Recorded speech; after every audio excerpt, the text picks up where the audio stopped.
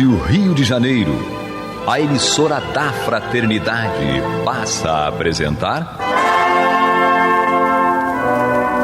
Luz na Penumbra, programa que leva ao seu coração a mensagem da doutrina espírita.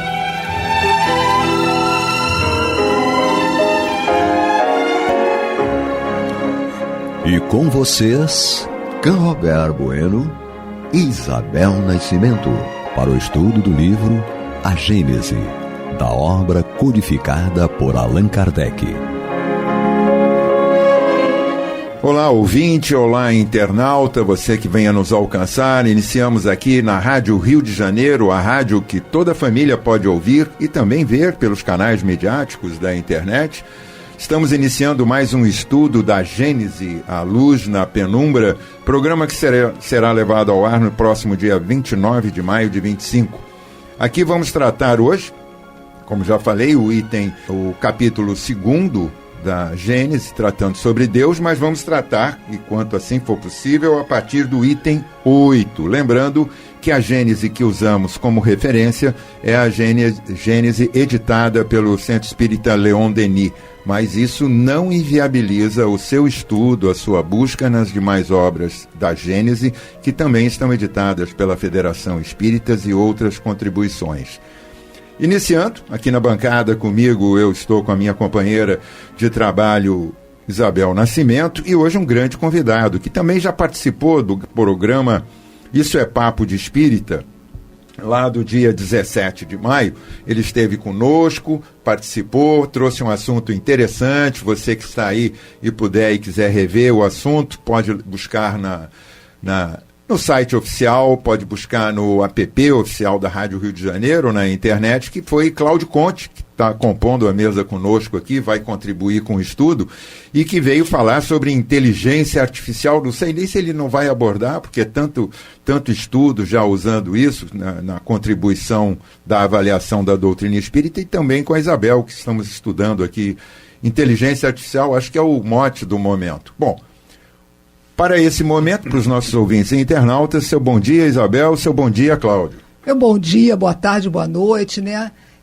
O programa, eu digo que ele é atemporal, porque a gente hoje em dia tem essa possibilidade aí pelos canais de acessar esse estudo e dar continuidade. A gente sempre fala que a gente não tem a pretensão de ensinar nada a vocês, nossos ouvintes, a gente está aqui estudando e compartilhando as reflexões. Hoje, claro, muito felizes assim, de poder contar com a participação do Cláudio Conte aqui com a gente, que está trazendo suas reflexões, ele que é um conhecedor, é um cientista, e vai nos ajudar. Seja muito bem-vindo, Cláudio, seja muito bem-vindo ao programa, ao estudo da Gênesis. Quem sabe a gente vai conseguir ter você aqui nas próximas semanas. Será que a gente consegue, Canrobert? Pelo menos mais 2 estudos a gente vai pegar, inclusive porque eu vou só registrar aqui no estúdio da rádio a participação da esposa, Isabel, tua xará. Minha xará, mas ela não quer participar diretamente. Certamente é uma aliada para fazê-lo vir mais 2 participações.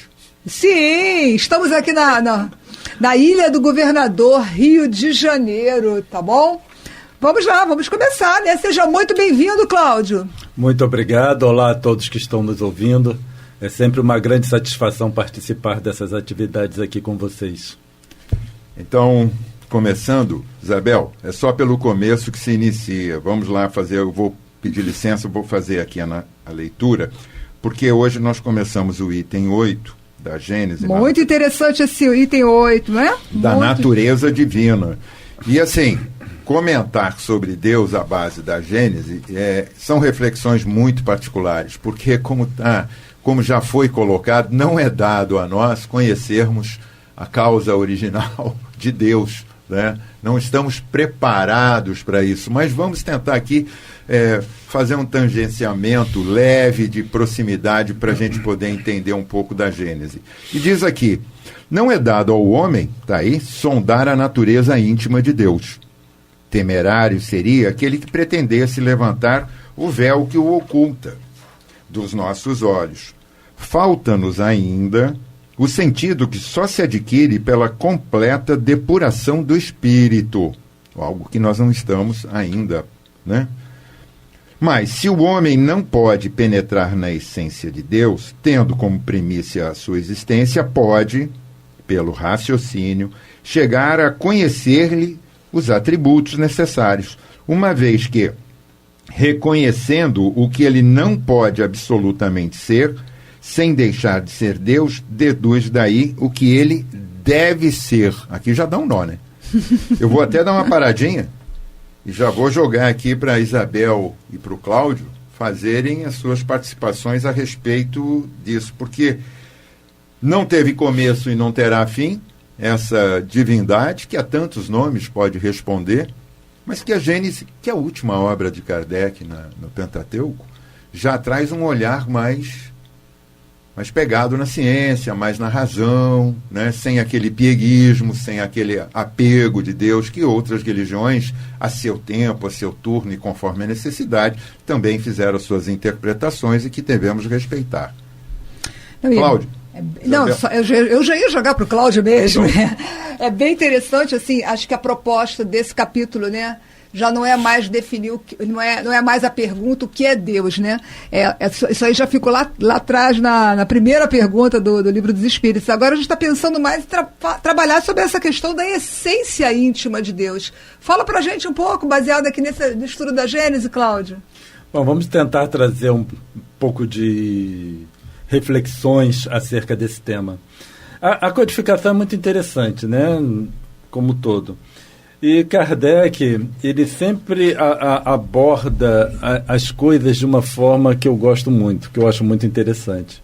Porque, num primeiro momento, ele diz que não temos como ter acesso à natureza de Deus. Então, é como se ficar só nessa parte, é como se ele fechasse a ideia. Mas ele sempre deixa alguns portais. A codificação é cheia de portais, né, que para você abrir e ampliar o entendimento. Então, quando ele diz que pelas reflexões, né, podemos chegar a entender os atributos necessários de Deus, então aqui já é um portal, ele já abriu uma brecha. Então, isso significa ter a informação absoluta sobre o que é Deus, não teremos. Por enquanto, não. Mas nós podemos analisar a situação e saber, pelo menos, os atributos da divindade sem que ele deixe de ser Deus. Quando Kardec coloca essa posição, eu só posso analisar as coisas baseado no conhecimento que eu tenho. E o conhecimento que eu tenho é a nossa própria existência, é a minha própria existência. Então, o que isso significa? Que eu vou analisar Deus baseado no não Deus. Isso que é interessante, né? Esses portais aqui de Kardec são interessantes nesse sentido. Porque ele viabiliza, ele me permite analisar Deus, né? A codificação aqui nesse ponto me permite analisar Deus sobre características daquilo que não é Deus, tá? Porque analisar Deus, ele já diz, você não vai conseguir. Então tá bom, então você analisa sob o ponto de vista do que não é Deus. O que não é Deus aqui, né? Sendo inteligência, porque lá, como bem a Isabel falou, lá no primeira questão do Livro dos Espíritos, Deus é inteligência suprema. Tá bom, eu não tenho uma inteligência suprema para analisar, mas o que eu tenho? Eu tenho uma inteligência para analisar, que somos nós. Então nós vamos analisar sobre a inteligência do Espírito, sem deixar que ele seja Deus. Então, quando eu faço isso, eu faço uma análise de autoconhecimento. Então, isso que eu acho interessante nesse item 8, porque ao mesmo tempo eu estou fazendo uma análise sobre o que eu sou e sobre o que Deus não poderia ser. Quando eu digo que Deus não pode ser orgulhoso, eu estou dizendo que eu sou orgulhoso, eu estou comparando comigo. Ah, então eu sou orgulhoso. Mas se eu fosse Deus, eu não podia ser orgulhoso. Tá bom, Deus, eu sou egoísta, Deus não é egoísta. Então, se Deus não é egoísta, né, eu sou egoísta. Então, a minha referência máxima, vamos dizer assim, que seria a divindade, aí eu vejo tudo que eu faço de errado quando eu comparo com Deus. Fazendo uma brincadeira, tudo que a gente não é Deus. Não é tudo isso? Que não é Deus, exatamente. Você estava falando, eu estava olhando aqui, né, os 10 tópicos, que são os tópicos que a Gênesis vem trazendo para a gente. Deus é eterno, é imutável, é único, todo-poderoso. E aí me veio isso. Eu falei, bom, então tudo que a gente não é Deus. É Deus.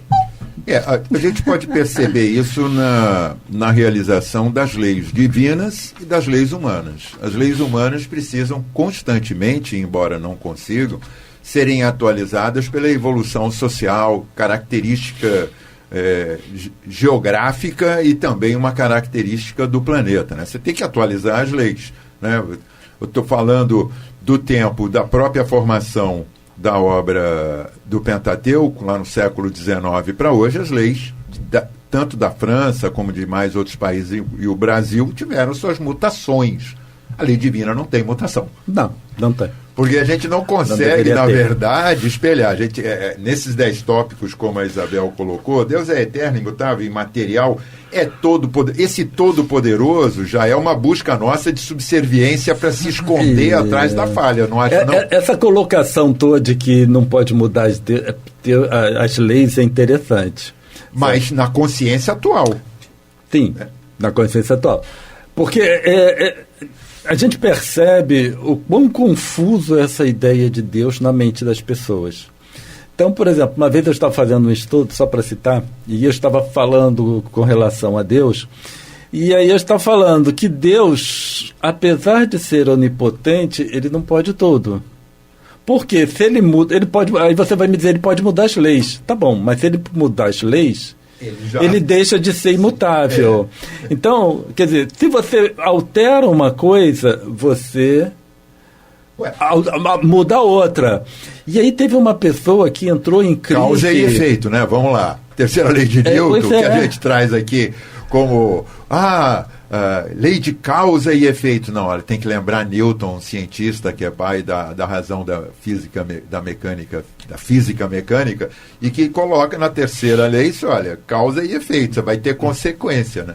Para cada ação existe uma reação de igual intensidade em sentido oposto.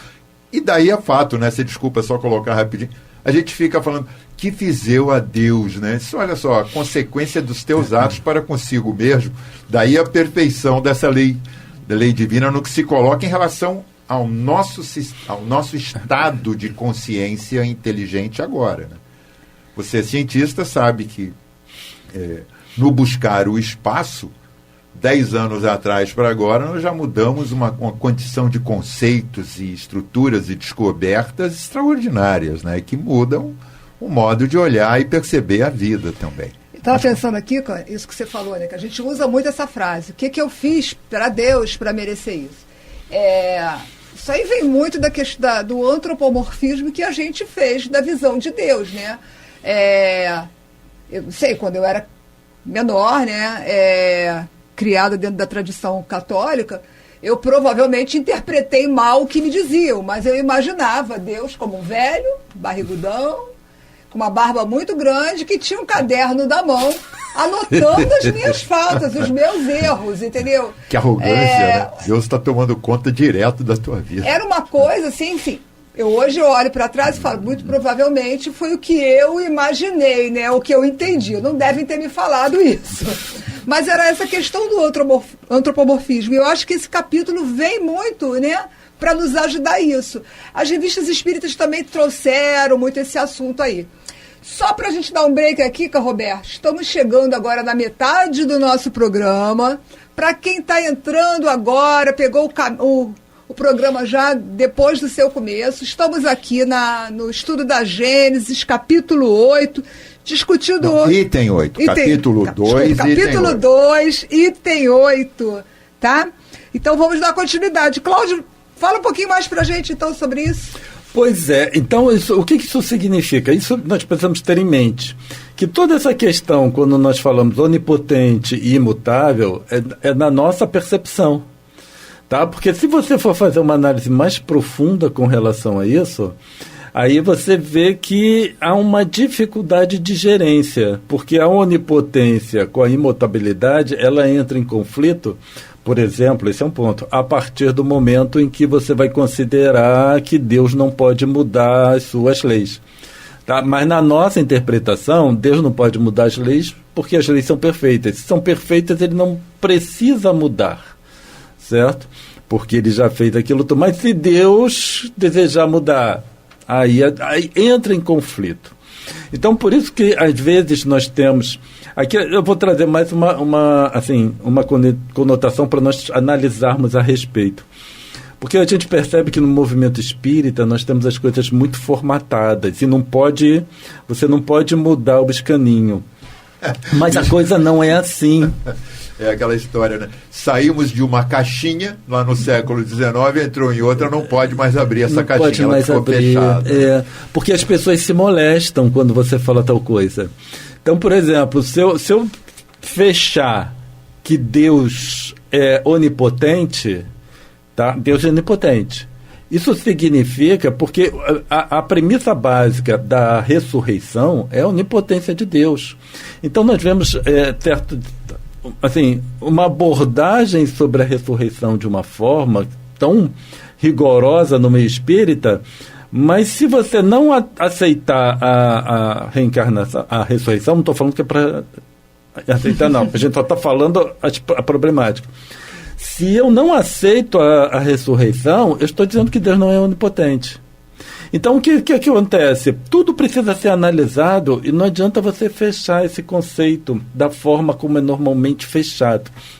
Então, quando nós analisamos Deus, nós estamos analisando de uma visão muito mesquinha.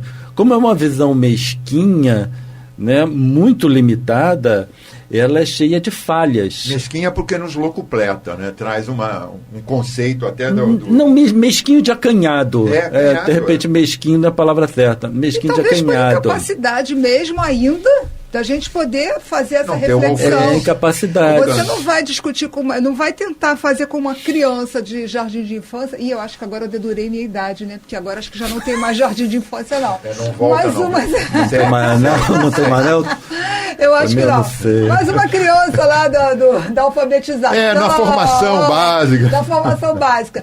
A gente não vai querer que essa criança possa estar discutindo sobre, vou jogar uma área que você trabalha bem, né, com física quântica, não vai conseguir entender. E eu acho que diante desse mistério aí de Deus, a gente se coloca como essa criança lá de 3 anos, para não dedurar de novo a minha idade. O que acontece? Aí qual é o ponto? O importante é saber disso, né? Por isso que nós estamos colocando essas questões. É importante que eu saiba disso, porque se eu tenho minhas ideias aqui fechadas, aí eu ouço a Isabel e o Cam Robert falando uma coisa diferente, ou apresentando uma análise diferente, eu não posso dizer que estão errados. Eu preciso escutar, certo? Porque as considerações deles podem ser diferentes da minha. Então, nós estamos num mundo diferente quando comparado com o século XIX. Então, muitíssimo. Então, século XIX era século XIX. Os espíritos sabem mais do que o século XXI, mais do que nós saberemos no século XXV, sabem. Mas, como você falou agora da criança no jardim de infância, para mim é jardim de infância. Espíritos elevados, né? Não, os espíritos da codificação. Porque espíritos do nosso top... Eu estou me referindo aqui, eu não salientei, mas é espíritos da codificação. Só que não adiantava eles trazerem essa informação para o século XIX... Se no século XIX a ideia era mais limitada do que nosso hoje. Então, o que nós precisamos fazer é trazer a interpretação da codificação, não é atualizar a codificação, eu sempre saliento bem. É atualizar a nossa interpretação da doutrina. Não podemos mais nos ater a uma época em que a Igreja Católica tinha uma força muito grande na época e tudo aquilo eram conceitos bem fechados.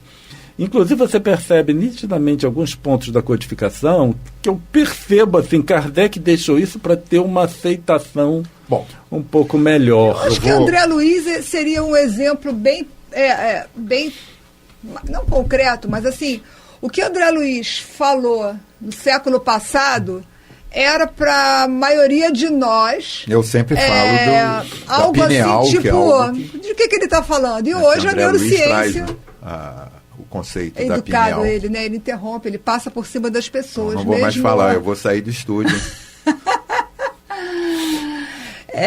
E voltando para o André Luiz, André Luiz trouxe conceitos que eram para a gente insondáveis, e hoje a gente já está aí com a neurociência mostrando isso, a gente já tem a medicina reconhecendo isso, a gente tem cadeiras na universidade falando sobre medicina e espiritualidade, coisas que no século passado, quando André Luiz falava sobre isso, era algo tão abstrato. Então eu acho que é uma comparação que talvez para quem está ouvindo a gente fala, dá para fazer um lobby. Vai, Canrobé, pode falar. Agora posso? Pode, então, Canrobé. Nós temos aqui poucos minutos, eu quero devolver para o Cláudio. Quando o Cláudio estava fazendo uma das palestras que eu acompanhei, depois, como ele vai ver segundo e terceiro programa, eu já vou deixar comprometido que ele vai ter o tempo de fazer a divulgação do canal dele para que vocês acompanhem também. E ele esteve conosco no programa do dia 17 de maio, falando sobre inteligência artificial, e a gente aborda o tema como sendo disruptivo. E aí você falou de atualização. Disruptivo até... Eu fui estudar um pouco sobre isso, fui buscar, na verdade, até 1995, antes que um determinado professor trouxesse isso para a Harvard, disruptivo, mesmo no termo em inglês, era considerado aquele que contrariava a legalidade, a moral, o sentido corrente de uma sociedade dita organizada, né? E ele passa esse termo, essa captura desse adjetivo, passa a dizer de algo que não é que atualize, mas traz algo novo. Disruptivo não é atualizar o que já existe, mas trazer algo que é novo, né? Ele muda aquele conceito e tudo mais. Doutrina foi isso, porque se olharmos, Kardec não começa com um olhar religioso para a doutrina espírita, ele começa com um olhar ao contrário, científico. Ele vai... É ciência para depois desenvolver filosofia, e aí que você agrega o sentido religioso. Então ele faz um movimento onde, por exemplo, com a Gênese, ele até faz uma revisão de acréscimo ou de pequenas mudanças naquilo que começa lá no Livro dos Espíritos 11 anos atrás, concorda? Concordo plenamente. Né, você tem análises, por exemplo, você pega a codificação. O Livro dos Espíritos basicamente é perguntas e respostas, né? Então Kardec, nós percebemos Kardec na sequência das perguntas. Às vezes eu ouvia, não sei se ainda se fala isso, que Kardec perguntava a mesma coisa de várias formas para verificar a resposta dos espíritos. Isso é um equívoco, assim, grande, porque Kardec pode até ter feito isso, mas ele não tinha necessidade de colocar isso no Livro dos Espíritos. Tá? Então, quando você analisa as perguntas, você não vê uma repetição de perguntas, mas você vê uma sequência, um desenvolvimento do raciocínio. Amarrar do raciocínio. Isso. Né? Não, é uma sequência mesmo, não é nem para amarrar.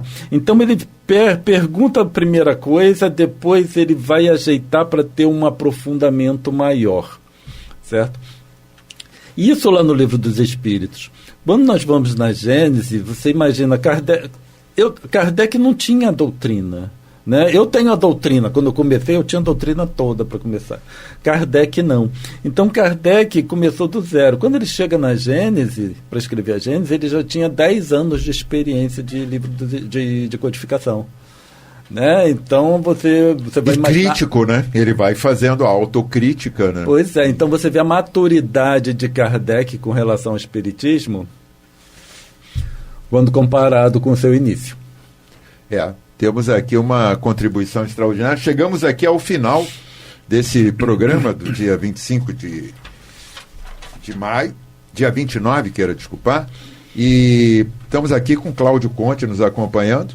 Isabel, sua esposa, já sinalizou que ele vem para os outros 2 programas. Ela já sinalizou? Já sinalizou que com ela está certo, não vou discutir com a CEO. Então, encerramos mais esse estudo, lembrando a todos vocês que nos alcançam, você ouvinte, o propósito dessa rádio, a Rádio Rio de Janeiro, a rádio que toda a família pode ouvir e assistir também pelos meios mediáticos da internet, de que esse programa busca provocá-los, para que vocês próprios possam conseguir, através da análise, do estudo, dessa busca particular, atingir um esclarecimento. Doutrina veio para nos esclarecer e não para nos dogmatizar ou nos estereotipar. Dessa forma, o programa encerra hoje essa participação e voltamos... Semana que vem a gente está de novo com o Cláudio aqui, não está, Cláudio? Já sinalizou que para 5 de junho e 12 de junho ele está conosco. Então, vamos encerrando, agradecendo a você, ouvinte, que nos encontrou nessa gravação, você, internauta, que nos buscou através do app ou de outros meios, e deixando aqui deixando espaço para o até logo, até breve, de Isabel e Cláudio. Não, é isso. Agradecer a sua presença e agradecer a sua disponibilidade de estar aqui com a gente na próxima semana, viu? Eu que agradeço sempre a participação aqui com vocês. Muitíssimo obrigado, fiquem com Deus e até a próxima. Você está ouvindo o programa Luz na Penumbra.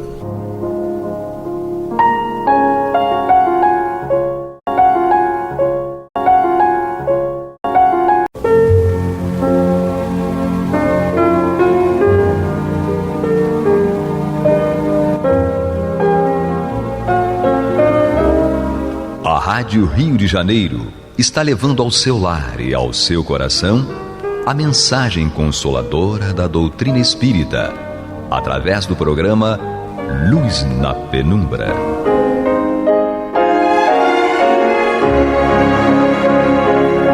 E agora com vocês, Nádia do Couto Vale, para comentar o céu e o inferno ou a justiça divina segundo o Espiritismo, da obra codificada por Allan Kardec.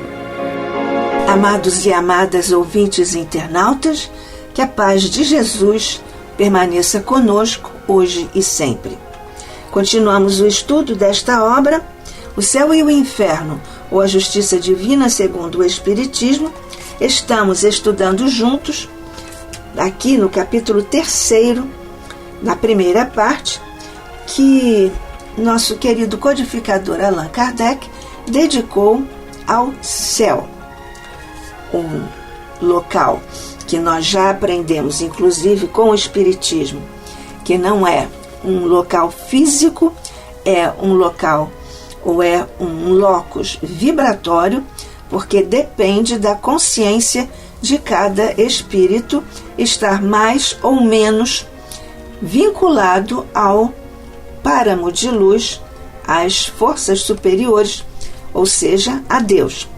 Mas, na verdade, é uma expressão, e todos nós dizemos que queremos ir para o céu, ou queremos entrar no céu.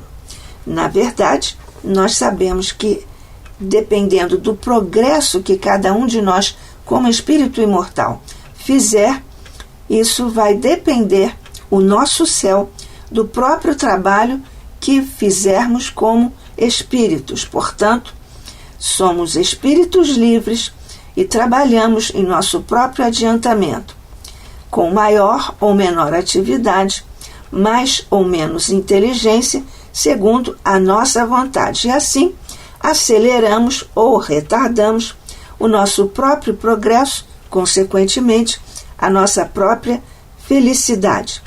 Portanto, o espírito que se atrasa só pode queixar-se de si mesmo, porque se o espírito se adianta, o mérito é exclusivamente do seu próprio esforço. Porque para o homem que vivesse insulado, porque nós fazemos esse exercício na nossa vida de relação, estudamos isso na terceira parte do Livro dos Espíritos, que tem um capítulo dedicado à lei do progresso, e, portanto, nós precisamos estar junto aos outros encarnados e desencarnados também, mas particularmente para os outros encarnados, porque o espírito não vai adiantar-se isolado, sem estar em contato com os outros, portanto, também sem estar em contato com desafios para o próprio autoaprimoramento. E porque para o homem, já estudamos isso aqui mesmo, neste terceiro capítulo, para o homem que vivesse insulado, não haveria vícios nem virtudes. Então, preservando-se o espírito, assim, do mal, pelo insulamento. Mas, nesse caso, o bem de si mesmo se anularia, não teria nenhum motivo de existir, porque, na verdade, não haveria nenhuma situação que o próprio homem dominasse para se superar na construção do bem. Portanto, ir para o céu ou entrar no céu é uma questão de natureza vibratória, do próprio estágio evolutivo de cada um de nós. Porque o que ocorre é que no intervalo entre as nossas existências corporais, ou seja, entre as nossas encarnações, o espírito torna a entrar no mundo espiritual. Consequentemente, ele vai ser feliz ou infeliz, segundo o bem ou o mal que tenha feito. Consequentemente, o progresso ocorre também na erraticidade. E então o espírito adquire conhecimentos especiais através do estudo e que ele não poderia obter na Terra. E então o espírito modifica as suas ideias. Isso no processo que é naturalmente conduzido pela própria lei de Deus, que é perfeita e como nosso Pai Celestial. Portanto, o que ocorre é que o estado corporal e o estado espiritual são condições ou são oportunidades em que o espírito pode modificar-se, aproveitar para modificar-se e evoluir. Sim, porque o espírito tem que passar alternadamente por essa fonte de dois gêneros de progresso. O corpo espiritual não morre, claro, e o estado, portanto, espiritual é o estado definitivo que atende à natureza própria do espírito imortal que somos. Então, o espírito colhe os frutos do progresso realizado na encarnação e prepara-se, consequentemente, prepara-se para a nova encarnação, para novas lutas e toma, no plano espiritual, resoluções para a sua encarnação subsequente. Ou seja, o espírito vai realizando e vai construindo o seu próprio destino, digamos assim, no plano da felicidade que deseja. Porque, na verdade, fundamentalmente, do ponto de vista estritamente filosófico, o espírito tem uma destinação que é o bem, porque é criado para evoluir e criado para ser feliz. Mas dependendo, nesse ínterim, do que faça como esforço sagrado na evolução para adquirir as virtudes de que está carenciado. Portanto, a reencarnação na Terra ou em outros mundos mais adiantados está destinada ou está posta a lei da reencarnação desta forma. Nós evoluímos encarnando na Terra ou encarnando em outros mundos, mundos em que nós podemos ser felizes, porque, como estudamos em O Evangelho segundo o Espiritismo, no capítulo 3, há muitas moradas na casa do Pai, nós podemos evoluir em muitos mundos, como na Terra, que é um planeta de expiação e provas. Há outros mundos também nessa categoria de expiação e provas. Há outros mundos primitivos, para os quais alguns espíritos rebeldes poderão e já estão indo, porque a Terra está atravessando um processo, também os mundos evoluem, para continuar na vibração de regeneração. Então, o espírito que for muito rebelde não vai mais vibrar no mesmo patamar que os espíritos que ficarão aqui na Terra, porque como Jesus disse que a Terra é para os mansos, porque os mansos herdarão a Terra, então só os espíritos mansos ficarão aqui, reencarnando aqui, e os rebeldes reencarnarão em outro mundo da mesma categoria vibratória em que está a Terra, ou mesmo até em mundos primitivos, se for extremamente rebelde, ou então, se for muito esforçado e construir a sua felicidade, moldando-se à lei de Deus, o espírito pode evoluir e pode então reencarnar em mundos mais adiantados, onde a existência é menos pesada do ponto de vista físico e moral. Lá, nesses mundos, são admitidos somente os espíritos que tenham atingido um grau de perfeição relativo ao estado desses mundos. Portanto, a vida em mundos superiores já é uma recompensa, porque está isenta de males que são propriamente terrenos, males que são próprios de um mundo de expiação e provas, como é a Terra no momento que nós habitamos, mas habitamos por misericórdia de Deus. Então, os corpos nesses mundos superiores são menos materiais, são, na verdade, quase fluídicos, não mais sujeitos às moléstias, às enfermidades, às mesmas necessidades que nós experimentamos aqui na Terra. Mas os espíritos maus são excluídos dessa felicidade nos mundos superiores, onde os espíritos estão gozando de plena luz e onde os espíritos encarnam como homens, como mulheres naturalmente, gozam de plena paz. Uma única preocupação eles têm, é o próprio adiantamento pelo trabalho intelectual, porque lá reinam a verdadeira paz e a verdadeira fraternidade, porque não há egoísmo nem orgulho, e a verdadeira liberdade lá existe, porque não há desordens a reprimir, nem ambiciosos que procurem oprimir os fracos.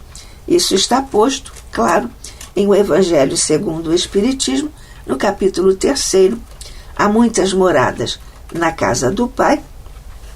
Esses mundos são, digamos assim, verdadeiros paraísos comparados à Terra na condição atual em que está esse nosso planeta querido.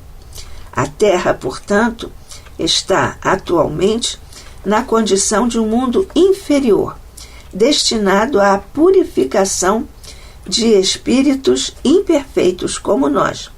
Consequentemente, por isso, o mal aqui ainda predomina, porque na Terra estamos na vibração de expiação e provas, mas como planeta, a Terra está sendo promovida para ser a morada de espíritos mais adiantados, onde o homem, espírito encarnado, terá ou gozará de uma felicidade relativa ao seu próprio progresso em cada faixa de vibração, em cada faixa de seu progresso adquirido, em cada faixa do seu adiantamento.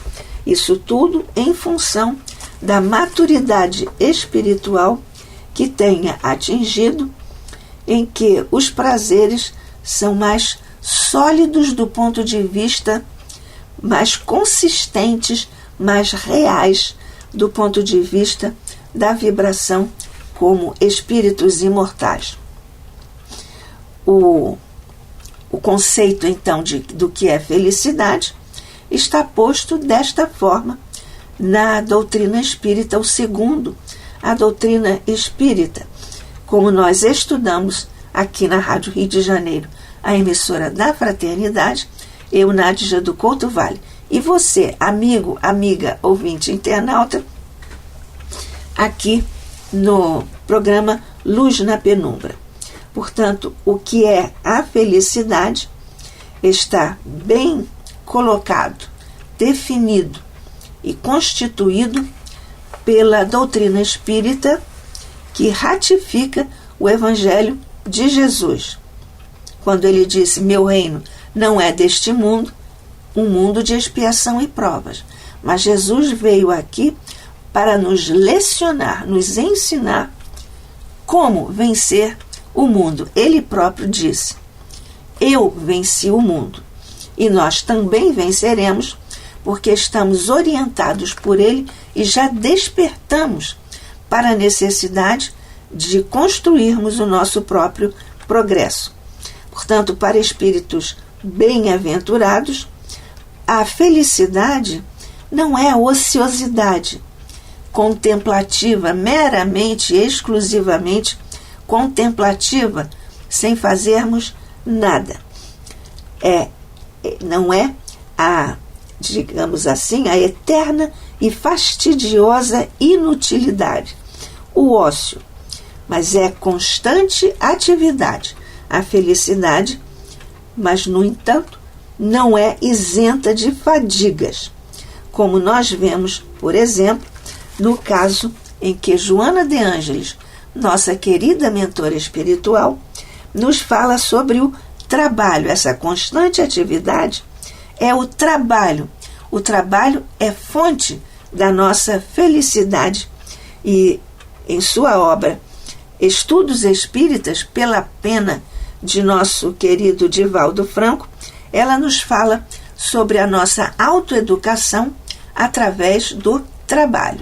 Diz-nos a mentora: o trabalho é lei da natureza, mediante o qual o homem forja o próprio progresso, desenvolvendo as possibilidades do meio ambiente em que se situa, que é o que também Santo Agostinho nos ensina e nos diz em o capítulo 3 do Evangelho segundo o Espiritismo.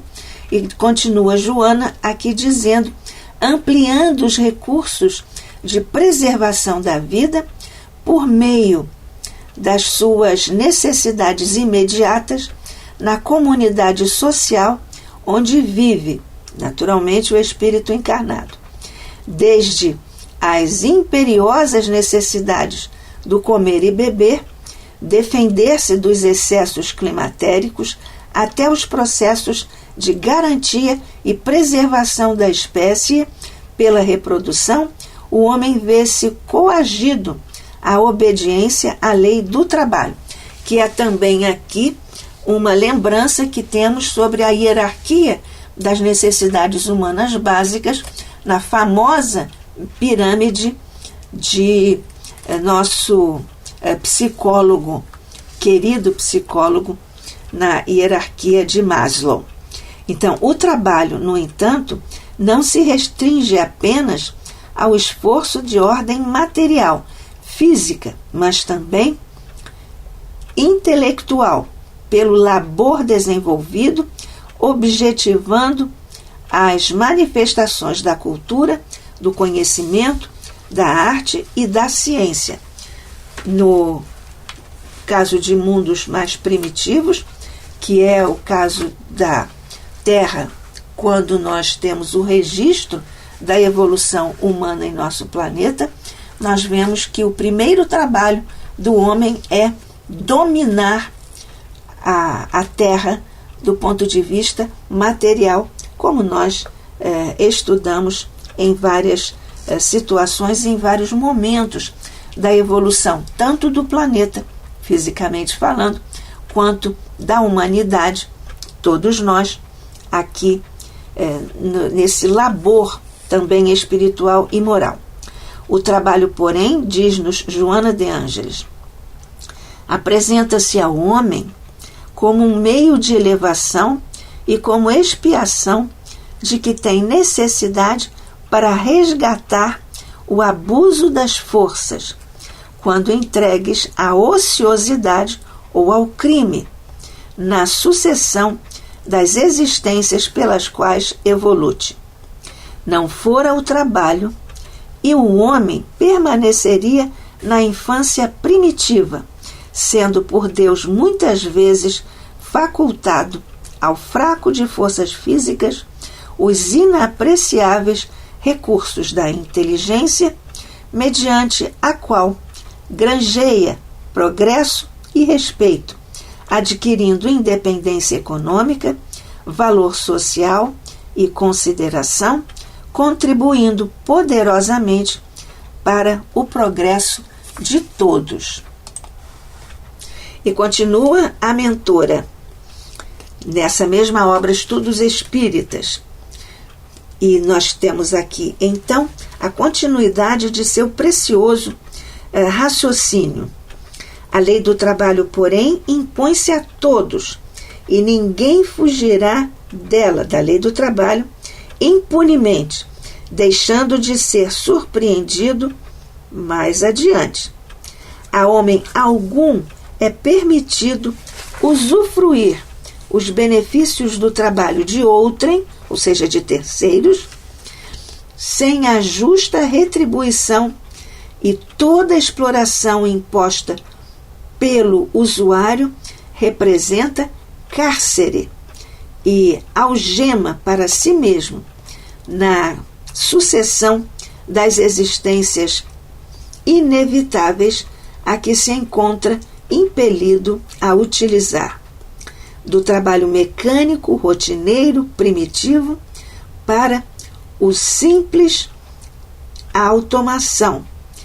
Houve, então, um progresso gigante que, ora, permite ao homem o abandono das tarefas rudimentares, entregues a máquinas e instrumentos que ele mesmo aperfeiçoou, concedendo-lhe tempo para a genialidade criativa e a multiplicação de atividades em níveis cada vez mais elevados. É o que nós constatamos observando ou estudando a história da humanidade, porque nós hoje estamos dotados de instrumentos, de equipamentos, de raciocínios, de labores que resultaram no chamado progresso da civilização, mas é preciso que nós nos esforcemos para, como esses trabalhadores, moral e fisicamente falando, nós podermos atingir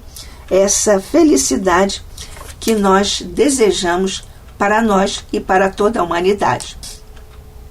A suprema felicidade, portanto, diz respeito a um processo de autoeducação do espírito como artífice de si mesmo, construtor da sua própria felicidade, que vai lhe permitir a satisfação em todos os esplendores da criação, com as tarefas que fazem os espíritos felizes.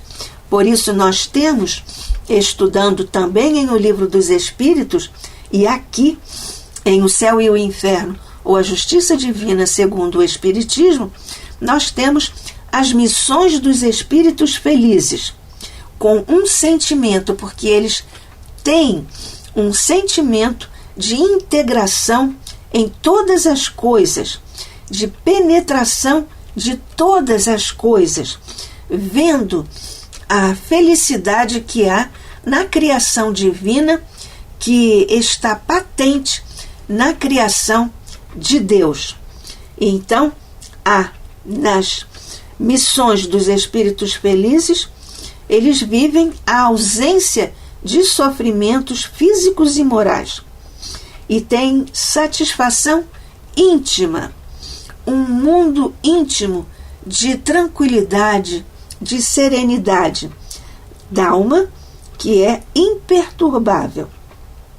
no amor que envolve todos os seres e de que passam a ser partícipes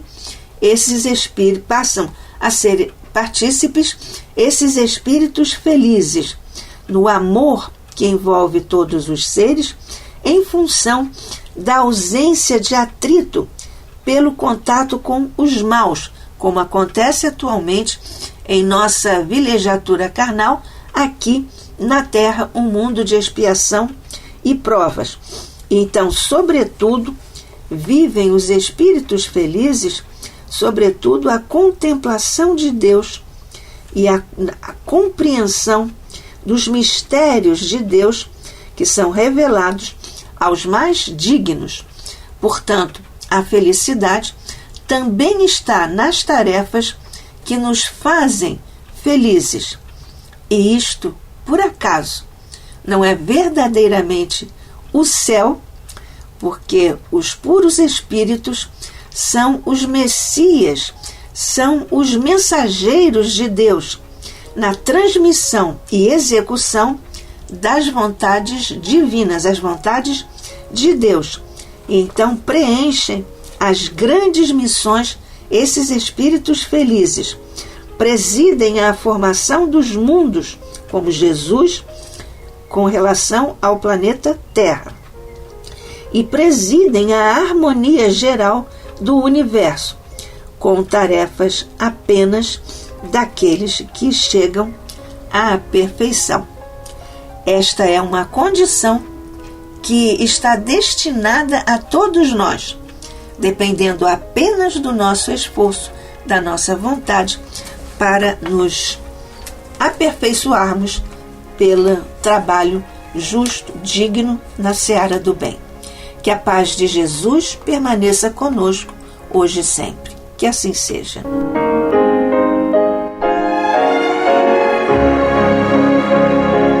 E vamos ouvir agora a prece de encerramento de nosso programa, na voz de Geraldo de Aquino.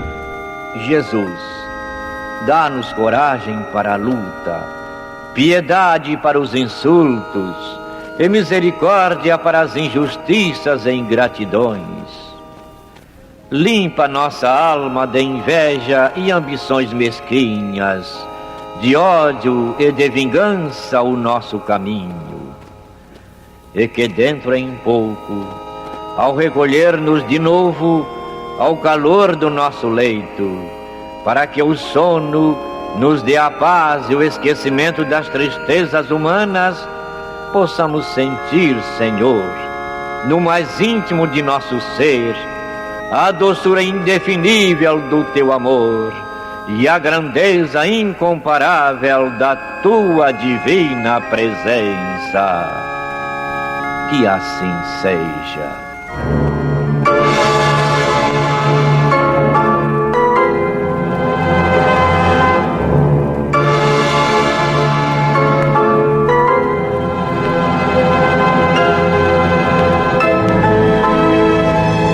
Acabamos de apresentar o programa Luz na Penumbra,